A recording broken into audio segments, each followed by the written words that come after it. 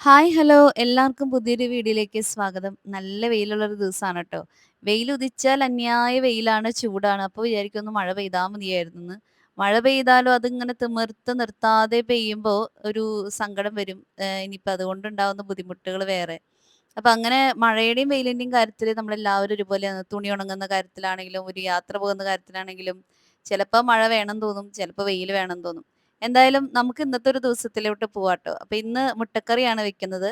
നമ്മുടെ ഞാൻ മുന്നേ ഒരു ദിവസം ഇരുമ്പുമ്പുളി വെച്ച് മുട്ടക്കറി വെച്ചിട്ടുണ്ടായിരുന്നു. ഇരുമ്പുമ്പുളി ഒന്നും നമുക്ക് എപ്പോഴും അവൈലബിൾ ആയെന്ന് വരില്ല. അപ്പൊ ഇത് നമ്മുടെ കയ്യിലുള്ളതൊക്കെ വെച്ചിട്ട് ഒരു നല്ല എളുപ്പത്തിൽ വെക്കാൻ പറ്റുന്ന ഒരു മുട്ടക്കറി ട്ടോ. അപ്പൊ എടുത്തിരിക്കുന്നതൊക്കെ തക്കാളി, സവാള, ഇഞ്ചി ചതച്ചത്, പച്ചമുളക്, കറിവേപ്പില, പിന്നെ പുളിക്ക് ആവശ്യമായിട്ട് 2 കൊടംപുളിയും എടുത്തിട്ടുണ്ട്. ഇതെല്ലാം ചേർത്ത് ഉപ്പും ഇട്ട് പിന്നെ പൊടികളാണ് ട്ടോ അടുത്തത്. നമുക്ക് വളരെ ഈസി ആയിട്ട് ഉണ്ടാക്കിയെടുക്കാൻ പറ്റുന്ന ഒരു തക്കാളിക്കറിയാണ് കേട്ടോ. ഇതൊക്കെ നമ്മുടെ കയ്യിൽ എപ്പോഴും ഉണ്ടാവുന്ന കാര്യങ്ങളല്ലേ. അപ്പൊ അതെല്ലാം ചേർത്തിട്ടുണ്ട്. വെളിച്ചെണ്ണ ഒഴിച്ചിട്ടുണ്ട്. ഇനി നമുക്ക് പൊടികളായിട്ട് മഞ്ഞൾപ്പൊടി ഇടണം, പിന്നെ മുളക് പൊടി ഇടണം, മല്ലിപ്പൊടി ഇടണം. മഞ്ഞ കളറാണ്, എന്നാലും കളറിന്റെ ഒരു ഭംഗിക്ക് വേണ്ടി മുളക് പൊടി ഇടുന്നുണ്ട്. പിന്നെ നമ്മൾ നാളികേര പാലൊഴിച്ച് വെക്കുന്ന കറികളും അരച്ച് വെക്കുന്ന കറികൾക്കൊക്കെ ഒരു കൊഴുപ്പ് കിട്ടാനായിട്ട് മല്ലിപ്പൊടി എപ്പോഴും നല്ലതാണ്. അപ്പൊ അതിന് വേണ്ടിയിട്ടാണ് മല്ലിപ്പൊടിയും കൂടി ഇട്ടിരിക്കുന്നത് കേട്ടോ. ഇനി ഇതെല്ലാം കൂടെ നമ്മുടെ അങ്കമാലി മാങ്ങാക്കറിയുടെ പോലെ നല്ല ഒടച്ച് പിടിപ്പിക്കണം എന്നുള്ളതാണ് ഇതിന്റെ ഒരു ടേസ്റ്റ്. അപ്പൊ ആ തക്കാളിയും കൊടമ്പുളിയും എല്ലാം നമ്മൾ ആ വെളിച്ചെണ്ണയൊക്കെ ചേർത്ത് നന്നായി ഉടച്ചെടുക്കുമ്പോൾ അതിന്റെ ആ ഒരു ടേസ്റ്റ് അപ്പൊ തന്നെ അറിയാൻ പറ്റും കേട്ടോ. അപ്പൊ നമുക്ക് നോക്കിയിട്ട് ഉപ്പ് വേണമെങ്കിൽ ഉപ്പ് ചേർക്കാം. പിന്നെ എരിവിന്റെ ഒരു ചൊടി എന്ന് പറയുന്നത് പച്ചമുളക് തന്നെയാണ് കേട്ടോ. അപ്പൊ ഇത്രയും കാര്യങ്ങൾ ചേർത്തിട്ട് ഇതൊന്ന് കുറച്ച് നേരം ഒരു 10-15 മിനിറ്റ് അതൊക്കെ അങ്ങനെ ഇരിക്കട്ടെ. എല്ലാതും ഒന്ന് പിടിക്കാനായിട്ട് അങ്ങനെ ഇരിക്കട്ടെ. അപ്പൊ നമ്മള് നാളികേരം അരച്ചിട്ടാണ് ഇന്ന് ഈ കറി വെക്കുന്നത്. നാളികേരം അരച്ച് കറി വെക്കുമ്പോൾ നന്നായിട്ട് നാളികേരം അരയണം എന്നുള്ളതൊരു പ്രത്യേക കാര്യമാണ്. ഇല്ലെങ്കിൽ പിന്നെ നമ്മുടെ കറി ഇങ്ങനെ പീര പീര പോലെ കിടക്കും. അപ്പൊ നന്നായി അരച്ചിട്ട് വേണം നാളികേരം ഒഴിക്കാനായിട്ട്. ഈ കറി നമുക്ക് നാളികേരപ്പാല് പിഴിഞ്ഞിട്ട് വെക്കാം. മൂന്നാം പാലും രണ്ടാം പാലും തമ്പാലൊക്കെ മാറ്റി വെച്ച് ആദ്യം മൂന്നാം പാലിൽ കുറച്ച് വേവിച്ച് അത് കഴിഞ്ഞ് രണ്ടാം പാലൊഴിച്ച് അങ്ങനെ കറിയൊക്കെ ആയി വരുമ്പോൾ തമ്പാലൊഴിച്ച് ഗ്യാസ് ഓഫ് ചെയ്ത് കാച്ചി അങ്ങനെയും കറി വെക്കാം. എങ്ങനെ വെച്ചാലും ഈ കറിക്ക് അതിൻ്റെതായ ഒരു ടേസ്റ്റ് ഉണ്ട്. അപ്പൊ പിന്നെ നമ്മൾ അരച്ച് വെക്കണ അത്ര ബുദ്ധിമുട്ടിയാൽ മതിയല്ലോ എന്ന് വിചാരിച്ചിട്ടാണ് കേട്ടോ. അരച്ച് വെക്കുന്ന കറികൾക്ക് സ്വാഭാവികമായിട്ടും കുറച്ച് നേരം കഴിയുമ്പോൾ അതിങ്ങനെ കട്ടയാവാൻ തുടങ്ങും. അപ്പൊ അതുകൊണ്ട് അത് കണക്കാക്കിയിട്ടുള്ള വെള്ളം തന്നെ ഒഴിക്കാം. ഇനിയിപ്പോൾ കറി വെച്ച് കഴിഞ്ഞ് കാച്ചിയൊക്കെ കഴിഞ്ഞ് കഴിക്കാൻ നേരമാകുമ്പോൾ കട്ടയായിട്ടിരിക്കണമെന്നുണ്ടെങ്കിൽ കുറച്ച് ചൂടുവെള്ളം നന്നായി തിളപ്പിച്ച് ഒഴിച്ചാൽ മതി. ഉപ്പൊന്ന് നോക്കുക, അത്രയേ ഉള്ളൂ. അപ്പൊ ഞാൻ എന്തായാലും കറിക്ക് ആവശ്യമായിട്ടുള്ള വെള്ളമൊക്കെ ഒഴിച്ച് ഗ്യാസ് ഓൺ ചെയ്യാൻ പോവാണ്. അപ്പൊ മുട്ടക്കറി ആയതുകൊണ്ട് തന്നെ തൊട്ടപ്പുറത്ത് മുട്ട വേവിക്കാനായിട്ട് വെച്ചിട്ടുണ്ട് ട്ടോ. ഈ കറി തന്നെ നമ്മുടെ നാട്ടിലൊക്കെ പൊരിച്ചിട്ടും മുട്ടയില്ലാത്ത സമയങ്ങളിൽ 4 ആൾക്ക് കഴിക്കണമെന്നുണ്ടെങ്കിൽ മുട്ട നല്ല വലുതാക്കി പരത്തി പൊരിച്ചിട്ട് അത് കഷ്ണങ്ങളാക്കി മുറിച്ച് അതും ഈ കറിയിലിട്ട് വെക്കാറുണ്ട്. അതിന് ഒരു പ്രത്യേക ടേസ്റ്റ് തന്നെയാണ് ട്ടോ. പൊരിച്ചിട്ടാണെങ്കിലും പിന്നെ ഇത് പുഴുങ്ങിയിട്ടാണ് നമ്മൾ വെക്കുന്നത്. അപ്പൊ ഇന്ന് ഉപ്പേരിക്ക് നമ്മൾ കടച്ചക്കയാണ് വെക്കുന്നത്. കടച്ചക്ക ഇപ്പൊ എല്ലായിടത്തും വളരെ സുലഭമായിട്ട് കാണുന്നുണ്ട്. പച്ചക്കറി കടകളിലും റോട്ടിലൊക്കെ വിൽക്കാൻ വെച്ചിട്ടുണ്ട് ട്ടോ. കടച്ചക്ക ഞങ്ങൾക്ക് ഭയങ്കര ഇഷ്ടമാണ്. അത് നല്ല എന്താ പറയാ നല്ല ഫൈബർ കണ്ടന്റ് ആയിട്ട് നല്ല നൂറുള്ള ചക്ക കിട്ടണം. നല്ല ആവി കേറുമ്പഴേക്കും നല്ല പഞ്ഞി പോലെ വേവുന്നതും കഴിക്കാനായിട്ട് ഒരു പ്രത്യേക നൂറുള്ളതെന്ന് പറയുമ്പോൾ അതിന് നല്ലൊരു കണ്ടന്റ് ആയിരിക്കും. അതിന്റെ ഇങ്ങനെ കിളുകിളുന്ന് തന്നെ ആയിരിക്കില്ല.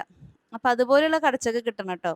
അപ്പൊ ചില വീടുകളിൽ നിന്നൊക്കെയാണ് പണ്ടൊക്കെ കടച്ചക്ക മേടിക്കാറ്. അപ്പൊ നമുക്കറിയാം ആ വീട്ടിലെ കടച്ചക്ക അടിപൊളിയാണെന്ന് നമുക്കറിയാം. അപ്പൊ നമ്മൾ ആ വീട്ടിലൊക്കെ പോയി മേടിക്കാറൊക്കെ ഉണ്ട് ചെറുപ്പത്തിലൊക്കെ ട്ടോ. പിന്നെ ഇതൊക്കെ നമ്മളുടെ വീടിന്റെ വഴിയിലൊക്കെ വീണ് കിട്ടാറുണ്ട്. ആ കടച്ചക്ക നല്ല ടേസ്റ്റ് ആയിരുന്നു. കടച്ചക്ക ഇപ്പൊ ഉപ്പേരി വെക്കാനായിട്ട് ഞാനിങ്ങനെ ചെറിയ ചെറിയ ക്യൂബ്സ് പോലെയാണ് ട്ടോ അരിഞ്ഞെടുക്കുന്നത്. കടച്ചക്ക കൊണ്ട് തന്നെ നമുക്ക് വറുത്തരച്ച് ഇറച്ചിക്കറി വെക്കുന്ന പോലെ തന്നെ വെക്കാം. അതും നല്ല ടേസ്റ്റാണ്. അപ്പൊ ഇങ്ങനെ ക്യൂബുകളായിട്ട് ഞാന് കടച്ചക്ക ഇങ്ങനെ അരിഞ്ഞെടുക്കാണ്. കടച്ചക്ക എന്ന് പറയുന്നത് കുക്കറിൽ വേവിക്കേണ്ട കാര്യമൊന്നുമില്ല. ഒന്ന് ആവി കേറുമ്പഴേക്കും അത് പഞ്ഞി പോലെ വെന്ത് കിട്ടുന്നൊരു സംഭവമാണ് ട്ടോ. അപ്പൊ ഞാൻ ദേ കഴുകി നല്ല വൃത്തിയാക്കിയിട്ട് വെള്ളമൊക്കെ വാലാൻ വെക്കാണ്. കടച്ചക്കയായാലും ഏത് ഉപ്പേരി ആയാലും നമ്മള് ഞാൻ പറയാറുള്ളത് പോലെ തന്നെ ഉള്ളി, വെളുത്തുള്ളി എടുക്കുമ്പോൾ വെളുത്തുള്ളിയാണ് അധികം എടുക്കാറുള്ളത്. പിന്നെ കടച്ചക്കയ്ക്ക് ഗ്യാസിന്റെ പ്രശ്നങ്ങളൊക്കെ ഉണ്ടാവാൻ സാധ്യതയുള്ളത് കൊണ്ട് തന്നെ വെളുത്തുള്ളി ഇത്തിരി കൂടുതൽ എടുക്കുന്നത് തന്നെയാണ് കറി കാച്ചുമ്പോൾ നല്ലത്. അപ്പോൾ ദേ നമ്മുടെ മുട്ടയൊക്കെ പുഴുങ്ങി വന്നിട്ടുണ്ട്. 3 മുട്ടയുണ്ട് ട്ടോ. ഇവിടെ പപ്പയും മമ്മിയുണ്ട് ഉച്ചയ്ക്ക് ഊണ് കഴിക്കാനായിട്ട്. അവര് മക്കള് സ്കൂളിൽ പോകുന്നതിന്റെ ആ ഒരു ദിവസത്തിനായിട്ട് വന്നതാണ്. അപ്പൊ 2 ദിവസം നിന്നിട്ട് പോവാന്ന് പറഞ്ഞിട്ട് അങ്ങനെ നിക്കാണ് ട്ടോ. അപ്പൊ മുട്ട പുഴുങ്ങിയത് ഞാൻ ആ ചൂടുവെള്ളമൊക്കെ കളഞ്ഞ് നല്ല തണുത്ത വെള്ളം ഒഴിച്ച് വെക്കുകയാണ്. അപ്പൊ നമുക്കൊരു 5 മിനിറ്റ് കഴിയുമ്പോൾ അതിന്റെ ഷെല്ല് നല്ല ഭംഗിയായിട്ട് തന്നെ പൊളിച്ചെടുക്കാൻ പറ്റും. നമ്മുടെ മുട്ടയുടെ ആ ഒരു വെള്ള നഷ്ടപ്പെടാതെ നമുക്ക് കറക്റ്റായിട്ട് പൊട്ടിച്ചെടുക്കാൻ പറ്റും. അങ്ങനെ ദേ നമ്മളുടെ നിമിഷ നേരം കൊണ്ട് നമ്മുടെ മുട്ടക്കറിയൊക്കെ റെഡിയായി. അപ്പം ഞാൻ കറി കാച്ചുകയാണ്. നമ്മുടെ തൃശ്ശൂർ നാട്ടിലാന്ന് തോന്നുന്നു മീൻ കറിയാണെങ്കിലും നമ്മളിങ്ങനെ നാളികേരം അരച്ച് വെച്ചാലും നാളികേരം പാല് പിഴിഞ്ഞ് വെച്ചാലൊക്കെ നമ്മളിങ്ങനെ കാച്ചിയെടുക്കും. താളിക്കാന്ന് പറയുന്ന പോലെ. അപ്പോൾ ഇതും നമ്മളങ്ങനെ താളിച്ചെടുക്കാറുണ്ട്. അപ്പോൾ നമ്മുടെ ചുവന്നുള്ളി ചെറിയ ചെറിയ കഷ്ണങ്ങളാക്കിയിട്ട് നല്ല വെളിച്ചെണ്ണ പാകമായി വന്നപ്പോൾ അതിലിട്ട് കൊടുത്തിട്ടുണ്ട്. ഇത് ഈ ഒരു ചുവന്നുള്ളി ആയി വരാനായിട്ട് കുറച്ച് സമയം തന്നെ എടുക്കും ട്ടോ. എല്ലാവരും വിചാരിക്കും ഇതെന്താ ആവാത്തേന്ന് വിചാരിക്കും. അത് നല്ല ക്ഷമയോടുകൂടെ തന്നെ ചെയ്യേണ്ട ഒരു പണിയാണ്. അപ്പൊ അത് കഴിഞ്ഞ് അതില് കുറച്ച് കറിവേപ്പില ഇട്ട് കൊടുത്തിട്ടുണ്ട്. വേണമെങ്കിൽ ഇത്തിരി വറ്റൽമുളക് ഇട്ട് കൊടുത്താലും നല്ല ഭംഗിയായിരുന്നു. ഞാൻ എന്താണാവോ വറ്റൽമുളക് ഇടാനായിട്ട് വിട്ടുപോയി. അല്ലെങ്കിൽ ഞാൻ ഒരു കറിയിലും ഒഴിവാക്കാത്ത ഒരു കാര്യമാണ് വറ്റൽമുളക്. ഇനിയിപ്പോ ഈ സമയത്ത് നമ്മുടെ കറി വളരെ മഞ്ഞ കളറായിട്ട് ഇരിക്കണെന്നുണ്ടെങ്കിൽ ഈ സമയത്താണെങ്കിലും കുറച്ച് മുളക് പൊടി അതിലിട്ട് കരിയിക്കാതെ നോക്കണം. അതിലിട്ട് കൊടുത്താൽ നമ്മുടെ കറിയുടെ കളർ ഒന്ന് ബാലൻസ് ആയി കിട്ടും ട്ടോ. അപ്പൊ നല്ല എളുപ്പത്തിൽ എന്നാൽ നല്ല ടേസ്റ്റി ആയിട്ട് വെച്ച് കഴിഞ്ഞ ഒരു 2 ദിവസത്തേക്ക് പറ്റുമെന്നുണ്ടെങ്കിൽ മൂന്നാമത്തെ ദിവസം മടുപ്പില്ലെങ്കിൽ കഴിക്കാൻ പറ്റുന്ന ഒരു കറിയാണ് മുട്ടക്കറി. മുട്ട മാത്രം നമ്മൾ അതാത് ദിവസങ്ങളിൽ അതാത് സമയമാകുമ്പോൾ പുഴുങ്ങിയിട്ടാൽ മതി എന്നുള്ളൂ. നല്ലൊരു ടേസ്റ്റ് ആയിട്ടുള്ള കറിയാണ് ട്ടോ. ഇതിന്റെ കൂടെ ഒരു ഉപ്പേരിയും കൂടി ഉണ്ടെങ്കിൽ നമുക്ക് സുഖമായിട്ട് 2 ദിവസം കഴിക്കാൻ പറ്റുന്ന ഒരു കറിയാണ്. നമ്മള് അടുക്കളയിൽ ഇങ്ങനെ പണിയെടുത്ത് ജീവിക്കണം എന്ന് ഒരു നിർബന്ധവുമില്ല. അപ്പൊ നമ്മളൊരു കറിയൊക്കെ വെക്കുമ്പോൾ 2 ദിവസത്തേക്കൊക്കെ വെക്കുക. പിറ്റേ ദിവസം നമ്മള് വീട്ടിലെ ക്ലീനിങ്ങും പരിപാടികളൊക്കെ ചെയ്യുക, റെസ്റ്റ് ചെയ്യുക. ഇതൊക്കെ തന്നെയാണ്. ഇങ്ങനെയൊക്കെയാണ് നമ്മൾ നമ്മളുടെ ഓരോ കാര്യങ്ങളും പ്ലാൻ ചെയ്ത് പോകേണ്ടത്. അങ്ങനെ ഒരു പ്ലാനിങ് ഇല്ലെങ്കിൽ നമ്മള് വീട്ടുപണിയും അടുക്കള പണിയൊക്കെ ചെയ്ത് നമ്മുടെ ജീവിതം ഇങ്ങനെ മടുത്തു പോണ പോലെ തോന്നും. അങ്ങനെയല്ല നമ്മളെപ്പോഴും കുക്ക് ചെയ്യുമ്പോൾ നല്ല ആസ്വദിച്ച് നല്ല ഇൻട്രസ്റ്റില് ചെയ്യുമ്പോൾ നമ്മളുടെ ഭക്ഷണത്തിന് സ്വാദും ഉണ്ടാവും. നമുക്കാണെങ്കിലും അതിലൊരു ക്ഷീണമോ മടുപ്പോ ഒന്നും തോന്നാതെ ഇരിക്കും. അപ്പൊ അതിന് നമ്മൾ തന്നെ കാര്യങ്ങൾ പ്ലാൻ ചെയ്യണം ട്ടോ. അപ്പൊ നമ്മളുടെ കടച്ചക്ക നമ്മൾക്ക് മെഴുക്ക് പുരട്ടി വെക്കാനായിട്ട് വെളിച്ചെണ്ണയൊക്കെ ചൂടായി വന്നപ്പോൾ ഞാൻ നേരത്തെ പറഞ്ഞ പോലെ തന്നെ വെളുത്തുള്ളിയാണ് കൂടുതൽ എടുത്തിരിക്കുന്നത്. വെളുത്തുള്ളിയും ചുവന്നുള്ളി ഇട്ട് കൊടുത്തിട്ടുണ്ട്. കറിവേപ്പില ഇട്ട് കൊടുത്തിട്ടുണ്ട്. പിന്നെ അതിന് പൊടികൾ ആവശ്യമായിട്ടുള്ള മഞ്ഞൾപ്പൊടിയും പിന്നെ മുളക് പൊടി ഒരു കളറിന് ആവശ്യമായിട്ട് മുളക് പൊടി ഇടുന്നുണ്ട്. എരിവിന് നമ്മൾ കുത്തിപ്പൊടി മുളകാണ് ട്ടോ ഇടുന്നത്. എപ്പോഴും നമുക്ക് ഈ കുത്തിപ്പൊടി മുളക് മാത്രം ഇട്ട് കഴിഞ്ഞിട്ടുണ്ടെങ്കിൽ നമ്മുടെ ഈ കടച്ചക്കയാണെങ്കിലും അതൊക്കെ ഇങ്ങനെ വെളുത്തിരിക്കുന്ന പോലെ തോന്നും. അപ്പോൾ കറിക്കൊരു ഭംഗിക്കുറവുണ്ടാവും. അപ്പോൾ അതിന് വേണ്ടിയിട്ട് ആ ഒരു കളർ ഒന്ന് റെഡ് കളറായി കിട്ടും വേണം. എന്നാൽ നമുക്ക് കഴിക്കുമ്പോൾ നല്ല ചൊടി കിട്ടാനാണെങ്കിലോ കുത്തിപ്പൊടി മുളകാണ് നല്ലത്. അപ്പോൾ അത്രയും കാര്യങ്ങളൊക്കെ ചേർത്ത് അത് വെളിച്ചെണ്ണയിലൊന്ന് നന്നായിട്ട് മൂത്ത് വന്നപ്പോൾ നമുക്ക് എന്ത് ചെയ്യാം, നമ്മളുടെ കടച്ചക്ക നമ്മൾ ഓൾറെഡി നല്ല ക്യൂബ്സ് ആയിട്ട് കഴുകി വൃത്തിയാക്കി വെച്ചിട്ടുണ്ട്. അതങ്ങട് ഇട്ട് കൊടുത്ത് കുറച്ച് നേരം മൂടി വെക്കുക. ഇടയ്ക്കിടയ്ക്കൊന്ന് ഇളക്കി നോക്കുക. അങ്ങനെ നോക്കുമ്പോഴേക്കും നമ്മളുടെ കടച്ചക്കയൊക്കെ വെന്തിട്ടുണ്ടാവും ട്ടോ. അപ്പൊ ഞാൻ നേരത്തെ പറഞ്ഞ പോലെ നമ്മളുടെ പണികളൊക്കെ നമ്മൾ പ്ലാൻ ചെയ്ത് ചെയ്യണം. ഇപ്പോൾ നമ്മൾ രാവിലത്തെ ജോലികളാണെങ്കിലും നമുക്കിപ്പോൾ ശനി ഞായറൊക്കെ നമുക്ക് അവധി കിട്ടുമ്പോൾ നമുക്ക് ഒരുപാട് സമയം കിട്ടും.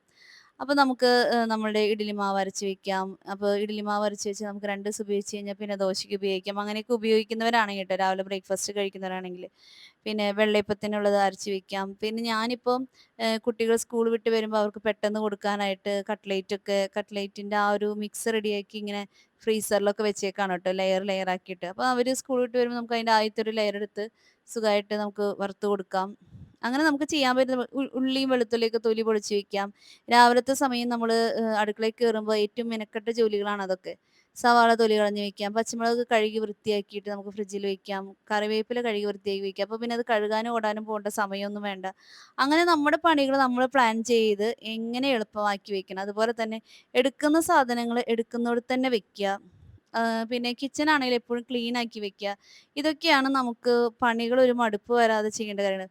വാഷിംഗ് ആണെങ്കിലും അടിച്ചു വാരുന്നതാണെങ്കിലും എല്ലാത്തിനും ഒരു റുട്ടീനും കൃത്യതയും ഉണ്ടായിരിക്കണം നമ്മുടെ ലൈഫിൽ എപ്പോഴും. അപ്പോൾ അതിൻ്റെ ഒരു പോസിറ്റിവിറ്റി നമ്മുടെ ലൈഫിലോട്ട് തന്നെ കടന്നു വരും.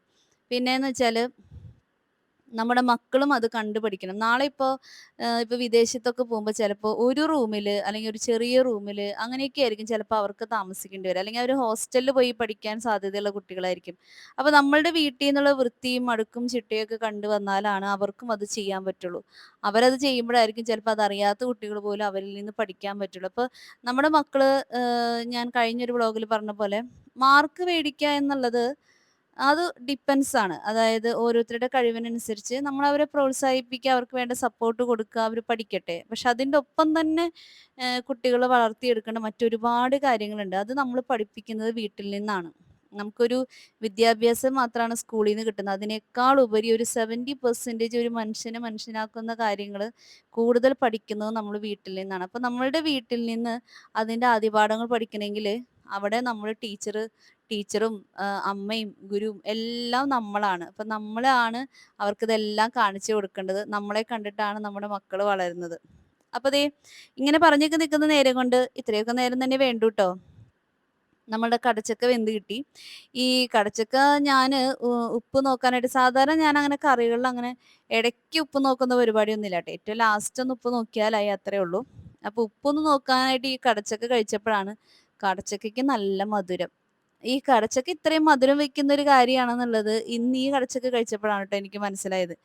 അപ്പൊ അതിന് അത്യാവശ്യം തന്നെ മധുരം ഉണ്ടായിരുന്നു. പിന്നെ നമ്മൾ കുത്തിപ്പൊടി മുളകൊക്കെ അത്യാവശ്യം ഇട്ടതുകൊണ്ട് അതിന്റെ ആ ഒരു എരിവില് ഞാൻ പിന്നെ ഞങ്ങള് പിന്നെ അങ്ങനെ അഡ്ജസ്റ്റ് ചെയ്ത് കഴിച്ചു. ടേസ്റ്റ് ഉണ്ടായിരുന്നു ആ ഒരു മധുരത്തിന്.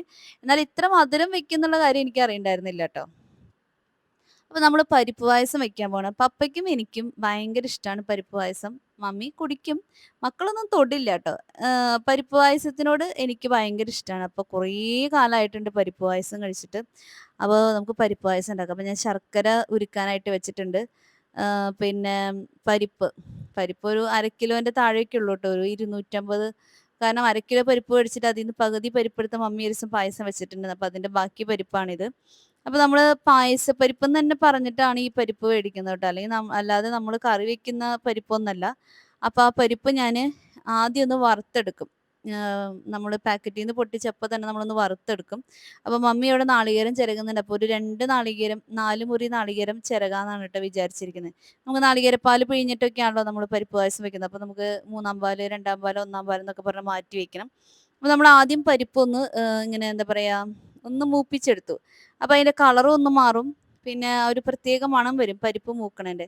അത് കഴിഞ്ഞിട്ട് നമ്മൾ വെക്കാൻ പോകുന്ന കുക്കറിലിട്ടിട്ട് നമ്മൾ കഴുകാണ് ട്ടോ. ഒരു 3, 4 പ്രാവശ്യം നമ്മള് പരിപ്പ് കഴുകും. കഴുകിയിട്ട് നമ്മൾ ഇതുപോലെ വറക്കാന്ന് വെച്ചിട്ടുണ്ടെങ്കില് നനവ് തട്ടിയിരിക്കുമ്പോ അതിങ്ങനെ കട്ട പിടിച്ചിരിക്കും. അപ്പൊ ഭയങ്കര പാടാണ് നമുക്കതിങ്ങനെ ഒന്ന് വറുത്തെടുത്ത് കിട്ടാനായിട്ട്. അപ്പൊ അതുകൊണ്ടാണ് നമ്മള് വറുത്തതിന് ശേഷം കഴുകുന്നത്. അതുകൊണ്ടൊന്നും ഒരു പ്രശ്നവുമില്ല ട്ടോ. പിന്നെ നമ്മുടെ പായസത്തിന് ആവശ്യമുള്ള പാലുകള് ദേ 3-ാം പാലും, 2-ാം പാലും, 1-ാം പാലൊക്കെ റെഡിയാക്കി വെച്ചിട്ടുണ്ട്. ആ നാളികേരപ്പീര കളഞ്ഞിട്ടില്ല. കാരണം നമ്മളുടെ പരിപ്പ് പായസം എന്ന് പറയുമ്പോ എങ്ങനെ പോയാലും നമ്മള് വെച്ച് കഴിഞ്ഞ് കുറച്ച് കഴിയുമ്പോ അതൊന്നും കൂടെ ടൈറ്റ് ആവാൻ തുടങ്ങും. അപ്പൊ നമുക്ക് വേണമെങ്കിൽ ഈ പാല് തന്നെ പിഴിഞ്ഞ് ഇത്തിരി വെള്ളം ചേർത്ത് പിഴിഞ്ഞിട്ട് നന്നായി തിളപ്പിച്ച് അത് ഒഴിച്ചാൽ മതിയല്ലോ എന്ന് വിചാരിച്ചിട്ടാണ് കേട്ടോ നാളികേരപ്പീര കളയാതെ വെച്ചിരിക്കുന്നത്. അപ്പൊ നമ്മള് പരിപ്പൊക്കെ കഴുകി വൃത്തിയാക്കി വെച്ചിട്ട് അതിലോട്ട് നമ്മള് 3-ാം പാല് ഏറ്റവും ലാസ്റ്റ് പിഴിഞ്ഞെടുത്ത പാല് നമ്മൾ ഒഴിച്ചു കൊടുക്കാണ് ട്ടോ. അത് അത്യാവശ്യം അളവിനുണ്ടാവും. എപ്പോഴും നമ്മള് അരിപ്പയിലൊക്കെ അരിച്ചു വെച്ചതാണെങ്കിലും നമ്മള് പായസത്തിന്റെ ഇതിലോട്ട് ഒഴിക്കുമ്പോൾ ഒന്നും കൂടെ ഒരു ചെറിയ അരിപ്പ വെച്ച് അരിച്ചൊഴിക്കുന്നത് തന്നെയാണ് നല്ലത്. കാരണം നാളികേരപ്പീര പെട്ടുപോയാല് അത് നമ്മുടെ പായസത്തിന് ഒരു ബുദ്ധിമുട്ടാണല്ലോ. അപ്പൊ അത് ഒട്ടും നാളികേരപ്പീര ഇല്ലാതെ ഉണ്ടാക്കാൻ വേണ്ടിയിട്ടാണ് നമ്മൾ വീണ്ടും ഒരു ചെറിയ അരിപ്പുണ്ട്. ഇപ്പൊ കണ്ടോ, നമ്മളൊരു വലിയ അരിപ്പയിലാണ് അരിച്ചു വെച്ചതെങ്കിലും ചെറിയ അരിപ്പ കൂടെ ഒഴിക്കുമ്പോൾ പിന്നെയും ഉണ്ടാവും അതിൽ നാളികേരത്തിന്റെ കണ്ടന്റ് ഉണ്ടാവും. അപ്പൊ അതുകൊണ്ട് നമ്മൾ ഇങ്ങനെ 2 പ്രാവശ്യം അരിച്ചെടുത്താൽ നമുക്ക് നല്ല കട്ടിക്ക് നാളികേരപ്പാലായിട്ട് കിട്ടും ട്ടോ. അപ്പൊ നമ്മൾ ആവശ്യത്തിന് നാളികേരപ്പാലൊക്കെ ഒഴിച്ച് നമ്മളിനി അത് കുക്കറിൽ ഒരു 2 വിസില് വന്ന് ആവി പോയി കഴിയുമ്പോൾ അത് നന്നായി വെന്തിട്ടുണ്ടാവും. ചിലവർക്ക് പരിപ്പ് ഇങ്ങനെ ഒന്ന് കടിക്കണം എന്ന് ആഗ്രഹമുള്ളവരുണ്ടാവും. അങ്ങനെയാണെങ്കിൽ ഒരു വിസില് വന്ന് കഴിയുമ്പോൾ കുറച്ച് പരിപ്പെടുത്ത് മാറ്റി വെക്കുക.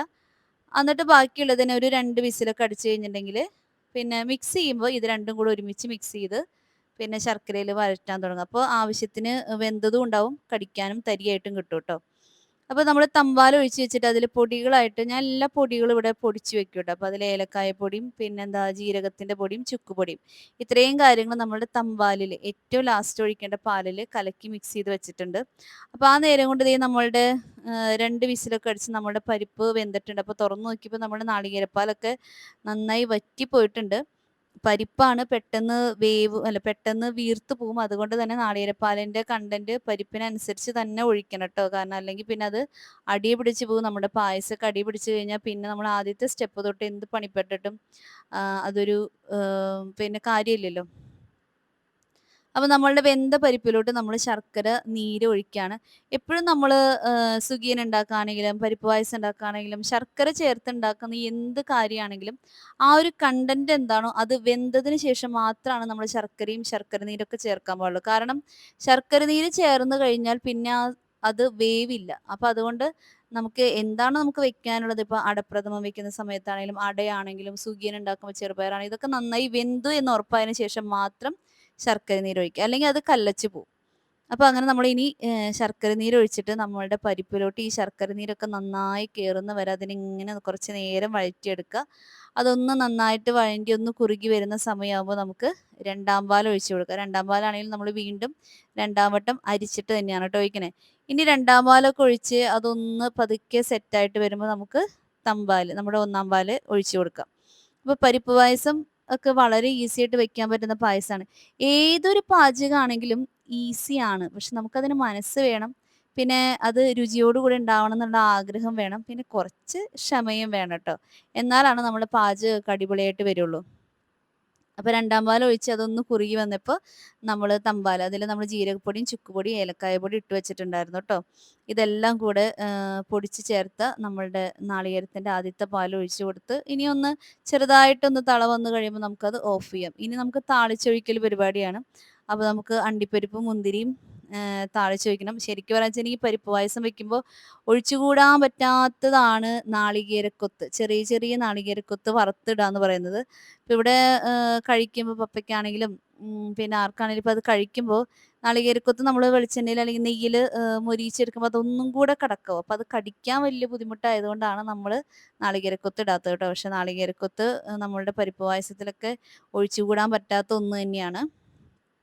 നമ്മളിപ്പോൾ നെയ്യിൽ അണ്ടിപ്പരിപ്പും മുന്തിരിയും മാത്രമാണ് വറുത്തെടുക്കുന്നത്. ഞാൻ ഇടയ്ക്കിടയ്ക്ക് നോക്കുന്നത് നിങ്ങളതിൽ കാണുന്നുണ്ടോ എന്നൊക്കെയാണ്. ചിലപ്പോൾ നമ്മൾ വിചാരിക്കും ഇതിങ്ങനെ ഓണാക്കി വെച്ചിട്ടുണ്ട് അല്ലെങ്കിൽ അത് ഓണാണെന്നൊക്കെ വിചാരിക്കും. ആ കാര്യം കടന്നു പോയിട്ട് ഓഫ് ചെയ്യാനായിട്ടുള്ള കാര്യം നമ്മൾ പെട്ടെന്ന് ഓർക്കും. അത് ഓഫ് ചെയ്യാൻ വരുമ്പോഴായിരിക്കും അത് ഓൺ ചെയ്തിട്ടുണ്ടാവില്ല എന്ന് തന്നെ മനസ്സിലാക്കുക. അപ്പോൾ അതുകൊണ്ടാണ് വീണ്ടും വീണ്ടും ഫോണിലോട്ട് നോക്കുന്നത്. ഇത് ഓൺ ആണല്ലോ, നമ്പറുകൾ അവിടെ പോകുന്നുണ്ടോ, റെക്കോർഡ് ആവുന്നുണ്ടോ എന്നൊക്കെയാണ് കേട്ടോ ഞാൻ വീണ്ടും വീണ്ടും നോക്കുന്നത്. അപ്പോൾ അണ്ടിപ്പരിപ്പ് നമ്മളുടെ നെയ്യിൽ മൂത്ത് വരാനായിട്ട് ഒരു ഇത്തിരി സമയമെടുക്കും. ഒരു അത്യാവശ്യം നല്ല ബ്രൗൺ കളറൊക്കെ ആകുമ്പോഴാണല്ലോ നമ്മൾ അണ്ടിപ്പരിപ്പ് ഇടുക. മുന്തിരി നമുക്ക് പെട്ടെന്ന് തന്നെ ആയി കിട്ടും കേട്ടോ. എനിക്ക് പായസത്തിൽ അണ്ടിപ്പരിപ്പ് കഴിക്കാനായിട്ട് ഭയങ്കര ഇഷ്ടമാണ്. മുന്തിരി കഴിക്കാൻ എനിക്കിഷ്ടമില്ല. പക്ഷെ അതൊക്കെ ഇങ്ങനെ താളിച്ചിടുന്ന ആ ഒരു ഭംഗി കാണാനായിട്ട് നല്ല ഇഷ്ടമാണ്. അപ്പോൾ ഞാനും മമ്മി ഇങ്ങനെ പായസത്തിൻ്റെ കഥകളും പല പായസത്തിൻ്റെ കാര്യങ്ങളൊക്കെ പറഞ്ഞ് ഇങ്ങനെ എന്തോ ഒരു സംശയമാണ് ട്ടോ ആ മുഖത്ത് ഇപ്പം നിൽക്കുന്നത്. അത് എന്താണ് ആ നേരത്ത് പറഞ്ഞേന്ന് എനിക്കൊരു ഓർമ്മയും ഇപ്പം വരുന്നില്ല. അപ്പോൾ വീണ്ടും നിങ്ങൾ കാണുന്നില്ലെന്നൊക്കെ നോക്കി ഞാൻ ദേ അണ്ടിപ്പരിപ്പും ഇതൊക്കെ താളിച്ചിടാണ് ട്ടോ. പായസം എന്ന് പറയുന്നത് എനിക്ക് ഭയങ്കര ഓർമ്മകളുള്ള ഒരു കാര്യമാണ് കേട്ടോ. എൻ്റെ പായസത്തിൻ്റെ ഓർമ്മകൾ എന്ന് പറഞ്ഞിട്ട് നമ്മുടെ ചാനലിൽ ഒരു വീഡിയോ തന്നെ കിടക്കുന്നുണ്ട്. ഞാൻ പറഞ്ഞിട്ടുണ്ടായിരുന്നു നമ്മുടെ വീടിൻ്റെ അടുത്തുള്ളൊരു ചേട്ടൻ ഇങ്ങനെ അമ്പുസ്വാമിയുടെ കല്യാണങ്ങൾക്കൊക്കെ പോകുമ്പോൾ ഇഷ്ടംപോലെ പായസം കൊണ്ടുവരുമായിരുന്നു. അതിൽ ഈ പരിപ്പ് പ്രഥമൻ എന്ന് പറഞ്ഞാൽ അതിൻ്റെ കളറ് തന്നെ ഇങ്ങനെ ഒരു കറുത്ത കളറ് പോലെയായിട്ടാണ് ഇരിക്കുക. അതിൽ ഈ കദളിപ്പഴമൊക്കെ അരച്ച് ചേർത്തിട്ട് ആ ഒരു പഴത്തിൻ്റെ അല്ല ആ ഒരു പായസത്തിൻ്റെ മണം എന്ന് പറയുന്നത് ആ കദളിപ്പഴവും പിന്നെ ഒരു പ്രത്യേക ടേസ്റ്റും ഒരു പ്രത്യേക മണമാണ് ട്ടോ. അപ്പൊ എന്തായാലും ഇന്നത്തെ പരിപ്പ് പായസം വളരെ ഗുഡായിട്ട് വന്നിട്ടുണ്ട്. അതിന്റെ ആ ഒരു കൺസിസ്റ്റൻസിയിലായാലും മധുരാണെങ്കിലും നല്ല കറക്റ്റായിട്ട് നമ്മളൊരു 250 പരിപ്പാണ് എടുത്തത്. അതിന് നമ്മൾ 1/2 കിലോ ശർക്കര എടുത്തിട്ടുണ്ടായിരുന്നു ട്ടോ. അപ്പൊ ആ നാളികേരപ്പാലും എല്ലാം ചേർന്ന് വരുമ്പോ നമ്മുടെ സദ്യക്ക് കിട്ടുന്ന പായസങ്ങളിലൊക്കെ മധുരം ഒരു ഇത്തിരി മുൻപിലോട്ടായിരിക്കും. അപ്പൊ അതുപോലെ തന്നെയാണ്. പിന്നെ ഒരു നുള്ള് ഉപ്പും ഇട്ട് കൊടുത്തിട്ടുണ്ട്. അപ്പൊ അങ്ങനെ നമ്മുടെ പായസം റെഡി ആയിട്ടുണ്ട്. അപ്പൊ നമ്മള് ചോറ് വിളമ്പാണ്ട്. അപ്പൊ നമ്മുടെ ചോറും കടച്ചക്കുപ്പേരിയും മുട്ടക്കറിയൊക്കെ കൂട്ടി പപ്പയും മമ്മിയും ഞാനും ഇരുന്ന് ഭക്ഷണം കഴിക്കാണ്. അപ്പഴാണ് ഈ കഴിക്കാനിരുന്നപ്പഴാണ് മനസ്സിലായത് കടച്ചക്കയ്ക്ക് മധുരാണെന്നുള്ള കാര്യം. എന്തായാലും നല്ല എന്താ പറയാ നല്ലൊരു ഊണാണ് ട്ടോ ഈ മുട്ടക്കറി. അത്യാവശ്യം നമുക്ക് പ്രോട്ടീൻ കണ്ടന്റും ഉണ്ട്. എന്നാ ചാറുകറിയായിട്ട് ഞാൻ പറഞ്ഞ പോലെ നമുക്ക് 2, 3 ദിവസമൊക്കെ ആയിട്ട് കഴിക്കാൻ പറ്റുന്ന ഒരു കറിയാണ്. പെട്ടെന്ന് ഉണ്ടാക്കിയെടുക്കാൻ പറ്റുന്ന ഒരു കറിയാണ്. പിന്നെ നമ്മുടെ കയ്യിലുള്ള ഒരു തക്കാളിയും, ഒരു സവാളയും, കുറച്ച് പച്ചമുളകും ഉണ്ടെങ്കിൽ നമുക്ക് ഉണ്ടാക്കിയെടുക്കാൻ പറ്റുന്ന ഒരു കറിയാണ് ട്ടോ. അപ്പൊ ഞങ്ങളിങ്ങനെ വർത്താനൊക്കെ പറഞ്ഞ് ഭക്ഷണമൊക്കെ കഴിക്കാണ്. അപ്പൊ നമ്മുടെ പായസത്തിൽ ഞങ്ങൾ പറയായിരുന്നു കദളിപ്പഴം ഉണ്ടായിരുന്നെങ്കിൽ നമുക്ക് അരച്ച് ചേർക്കായിരുന്നല്ലേ എന്ന് പറയായിരുന്നു ട്ടോ. അപ്പൊ ഊണ് കഴിച്ച് കഴിഞ്ഞിട്ട് ഒരു മധുരം കഴിക്കുക എന്ന് പറയുന്നത് എനിക്ക് ഭയങ്കര ഇഷ്ടമുള്ളൊരു കാര്യമാണ്. ഞാൻ എന്തെങ്കിലും ഒരു മിഠായിയോ എന്തെങ്കിലും ഉണ്ടോന്ന് ഞാൻ തപ്പി നോക്കൂട്ടോ. ഊണ് കഴിഞ്ഞിട്ട് കഴിക്കാൻ പറ്റുന്ന ഒരു മധുരം എന്താന്നുള്ളത്. അപ്പോൾ ഞങ്ങളും ഊണ് കഴിച്ച് കഴിഞ്ഞിട്ട് പായസമൊക്കെ കഴിക്കാനിരുന്നു. അപ്പോൾ എല്ലാവർക്കും പായസമൊക്കെ ഇഷ്ടമായി. അപ്പോൾ എല്ലാവരുടെ അഭിപ്രായത്തിൽ ഈ പറഞ്ഞ പോലെ പഴത്തിൻ്റെ ആ ഒരു കണ്ടന്റ് കൂടെ ചേർന്നെങ്കിൽ ശരിക്കും നമുക്ക് സദ്യക്ക് കിട്ടുന്ന പായസം പോലെ ആയേനെന്നാണ് കേട്ടോ ഞങ്ങൾ പറഞ്ഞുകൊണ്ടിരിക്കുന്നത്. അപ്പോൾ മക്കളൊക്കെ സ്കൂളിൽ പോയിക്കാണ്. അവരവിടെ ഉച്ചയ്ക്ക് ഊണ് കഴിക്കുന്ന സമയമൊക്കെ നേരത്തെ കഴിഞ്ഞിട്ടുണ്ട്. ഞങ്ങൾ കഴിക്കാനിരുന്നപ്പോഴേക്കും ഒരു 2 മണിയൊക്കെ ആയിട്ടുണ്ട് കേട്ടോ പായസപ്പണിയൊക്കെ കഴിഞ്ഞ് വന്നപ്പോൾ. അപ്പൊ അങ്ങനെ വർത്താനൊക്കെ പറഞ്ഞിരുന്ന് ഞങ്ങൾ അന്നത്തെ ദിവസം പായസമൊക്കെ കുടിച്ചു. ഇനിയിപ്പോ ദേ നമ്മുടെ മക്കള് സ്കൂളിൽ പോയി തുടങ്ങി. ഇനി ആ ഒരു റുട്ടീൻ ലൈഫിലോട്ട് നമ്മളിങ്ങനെ പതുക്കെ പതുക്കെ വരുവാണ്. അപ്പോ അങ്ങനെ നല്ലൊരു ദിവസമായിരുന്നു. അപ്പൊ അങ്ങനെ ടി.വി ഒക്കെ കണ്ട് കുറച്ച് നേരം അങ്ങനെ റിലാക്സ് ചെയ്തിരുന്നു. ഇനിയിപ്പോ സമയമൊന്നുമില്ല. മക്കള് സ്കൂൾ വിട്ട് വരാറായി തുടങ്ങിയിട്ടുണ്ട്. പിന്നെ അവരെ ട്യൂഷന് കൊണ്ടുവന്നാക്കണം. മോളെ ട്യൂഷൻ കഴിഞ്ഞ് വരുമ്പോൾ മോനെ ട്യൂഷന് കൊണ്ടുവന്നാക്കണം. മോനെ കൊണ്ടുവരണം. ഒരു ഉച്ചയ്ക്ക് ഒരു 3:30 കഴിഞ്ഞ് കഴിഞ്ഞാൽ പിന്നെ ഞാൻ ഫുള്ള് ബിസിയാണ് ട്ടോ. കൊണ്ടുവന്നാക്കലും കൊണ്ടുവരലൊക്കെ ആയിട്ട്. പക്ഷെ നമ്മുടെ മക്കൾക്ക് വേണ്ടി അത്രയൊക്കെ ചെയ്യുമ്പോൾ നമുക്കൊരു സാറ്റിസ്ഫാക്ഷൻ അല്ലേ.